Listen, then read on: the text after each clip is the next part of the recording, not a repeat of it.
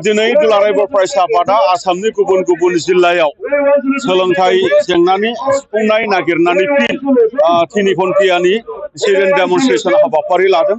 आरो बे सिडेन डेमनस्ट्रेसन हाबाफारिखौ मोनफ्रोमबो जिल्लानि जिल्ला बेंगिरिनि मावखुलिनि लांगोनायाव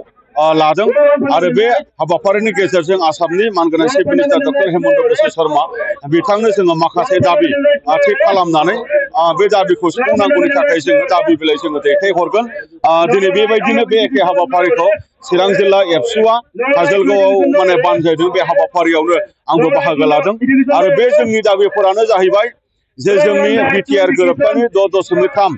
दफानि गेजेरजों जोंनि भेन्सार स्कुल कलेजफोरा सरकारिकरन जानांगौमोन आरो बेखौ खालामनो होननानै आसाम सरकारा खोथा होदोंमोन नाथाय दासिम 10 माने भेन्सार कलेजखौल' माने प्रभिन्सियेलाइज खालामदों बाखि 16 कलेज दंबावो आरो गोबां बेबायदि हाई स्कुल एलपि स्कुल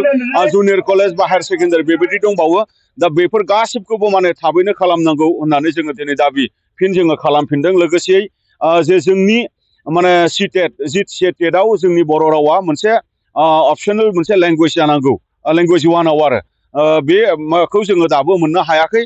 मानोना दिनै बर' रावा भारतनि संबिधानाव हाबनाय बियो मोनसे राव आरो बिटिआर गोरोबथानि गेजेरजों बियो आसामाव लोगो सरकारि राव हिसाबै बियो गनायजानाय मोनसे राव ओंखायनो बे रावा दिनै सिटेटआव माने लिरनो मोननाय जानांगौ आरो जोंनि बर' फरायसाफोरा मोजाङैनो बेखौ लिरनो मोनोबा साबसिनै सिटेटआव उथ्रिसारनो हागोन आरो फोरोंगिरिनि मावनायनि जग्य बेखौ माने मोननो हागोन बेनि थाखाय जोङो दिनै बे दाबिखौ लाबोफिनदों आरो बे दाबिखौ लानानै आसाम सरकारनो दाबि बिलाइ होलाय आरो एसआरडि मिनिस्टारनो दाबि बिलाइ होलाय आरो जोङो बेबायदिनो मानदों सिबिएसइनि डाइरेक्टर बेनिसिमबो जोङो दाबि हरनाय बे खामानिखौ जोङो आगोलाव मावखांबाय अब्लाबो जोङो बेखौ मोननो हायाखै बेनि थाखाय जोङो होफिनदों आरो बेबायदिनो जोङो आसामनि आसाम जुडिसियेल सार्भिस ग्रेड 3 नि जिखिनि साकरि बेवहायबो जेरै असमियाखौ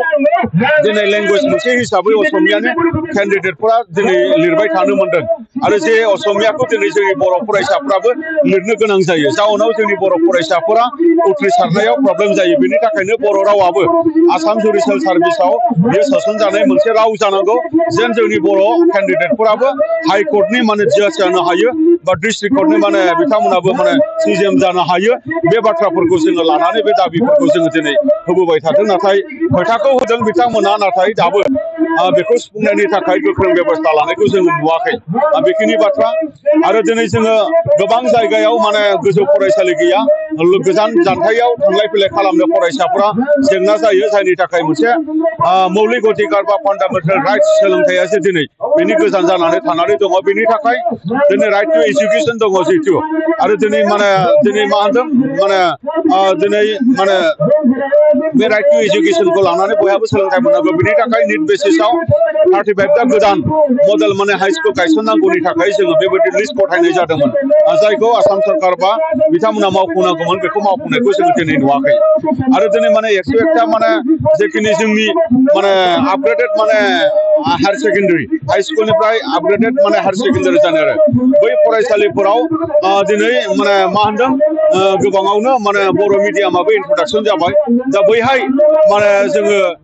गोदानै बेवहाय पस्ट ग्रेजुएसन खालामनायनि गेजेरजों बै फरायसालिफोरखौ रान खालामनांगौ होननानै जोङो बुंबाय थादोंमोन नाथाय आसाम सरकारा बेखौबो दासिमबो खोथा होदों बिथांमोना मावफुंबाय थागोन होननानै बुंदों नाथाय दाबो मोगथाङाव मावफुंनायखौ जोङो नुवाखै बेखायनो बेखौबो सुफुंनांगौ जोङो दाबि लाखिदों लोगोसे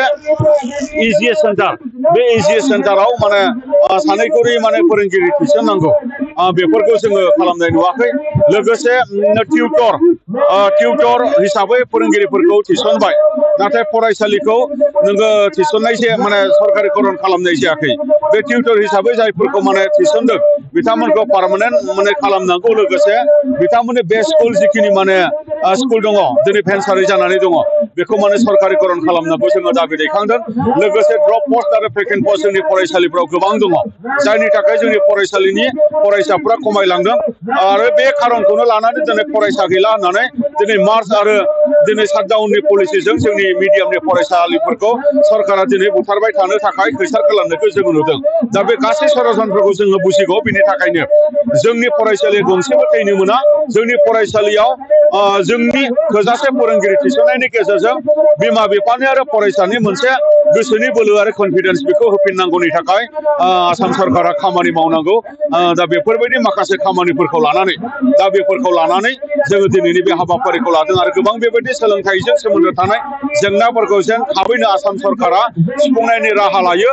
बेखौनो जोङो गोसोखांहोफिननायनि मोनसे हाबाफारि हिसाबै दिनै 3 घन्टानि सिरिन डेमनस्ट्रेसन जोङो दिनै आसाम नाङै बे हाबाफारिखौ जोङो लादों गोजोन्थों बर'नि अनगायैबो बेयाव गुबुन हारिनिबो बेयाव बाहागो लादों नंगौ दिनै माने 6.3 दफानि बाथ्राखौ जुदि रायलायोब्ला बेवहाय बर' एन्ड आदार मिडियाम दिनै बिटिआरनि सिङाव बेवहाय प्रभिन्सियेलाइजेसन खालामनायनि बेवहाय जिथु क्लजेस दङ आरो बे क्लजेसखौ मावफुंनांगौ जुदि जायोब्ला बर'ल' नङा अन्य मिडियामनि फरायसालिफोराबो बेवहाय प्रभिन्सियेलाइज जानांगोन बिनि थाखायनो दिनै बर'नि फोरोंगिरि घन्टाखौ लाफानानै गुबुन गुबुन फेन्सार स्कुल अन्य मिडियामनि फेन्सार स्कुलनि माने हिक्षक घन्टाफोराबो दिनै बेवहाय बाहागो लादों थारैनो बिथांमोननि बाहागो लानायखौ जोङो बरायदों आरो बेवहाय जोंनि बर'नि माखासे आफादफोर जेरै बर' थुनलाइ आफाद ट्राइबेल संघ बर' समाज बर' बिमा गौथुम आरो दिनै बेवहाय माने बिपिसिसि बा जोंनि गुबुन गुबुन आफादफोरा माहारियारि आफादफोरा बेवहाय बाहागो लादों थारैनो बियो जोंनि मोनसे फान्डामेन्टेल मोनसे माने राइट्स आरो बे फान्डामेन्टेल जिथु बियो मोनसे इस्यु बे फान्डामेन्टेल मोनसे इस्युखाय जोंनि गुबुन गुबुन दैदेनगिरि बिबानगिरि आरो रायजो राजा फरायसाफोरा बेवहाय लैहोर बाहागो लाखागोन आरो थाबैनो जुदि सुफुं जायाब्ला बेनिफ्राय बांसिन लैहोर बाहागो लागोन बेखौ जों आसाम सरकारनो जोङो मिथिहोदों गोजोन्थों